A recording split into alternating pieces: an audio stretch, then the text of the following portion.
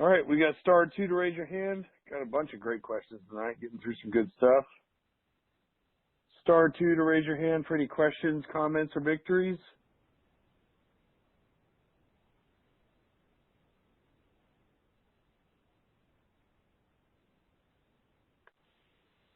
Hey, David. Hi, Mike. I have one question regarding a situation. I've got a couple of houses that are in my higher bracket.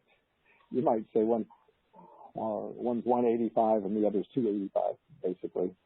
And both of those houses are going into lease purchase contract. But I think with the people who are going in there, they're making good enough incomes, they'll be able to, get financing within 2 to 3 years. I'm in both of these cases, I'm probably 15% over the market right now, 10 to 15%, and that's just my wild guess. I'm considering selling the houses to, let's say, an intermediary, and then the contracts would move with the intermediary, so that the person who's in there for lease purchase is not losing anything. In fact, there'll be trust involved, so they might they wouldn't see any differences really, because the trustee is going to stay the same. And the reason for doing this would be so that I've got the power of the sale listed at these higher amounts.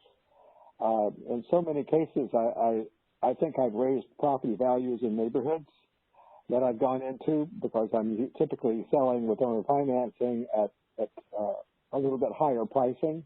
And I noticed that if I go back 6 months later, Zillow and Realtor.com and so forth have my houses listed at it's like I created a new baseline with my sale. And so I'm thinking that if in a couple of years these people go to get their financing at a bank, I will have established a much different picture. Let's say that I bought the house for $60,000. They don't know about the $30,000 that I put in to fix it up, and I'm selling it now for $185. If I go ahead and sell it at $185 to my intermediary person, it's now on the record at $185, so that when the tenant buyer goes in a couple of years later, there's already a floor established that says 185 instead of 60,000.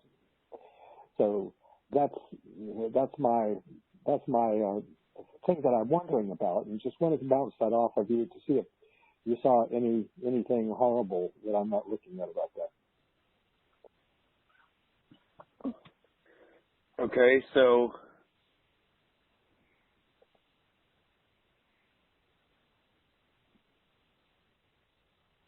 I don't think you have anything to worry about on it that I can. What's your worry on it? That I can't see any problem with it. You might. Yeah.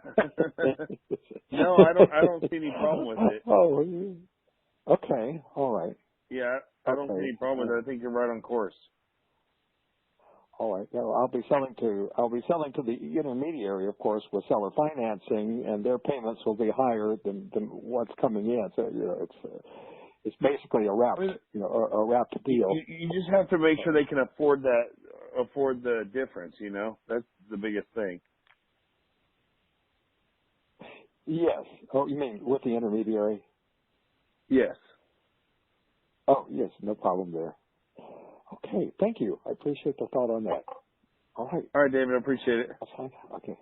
Bye-bye.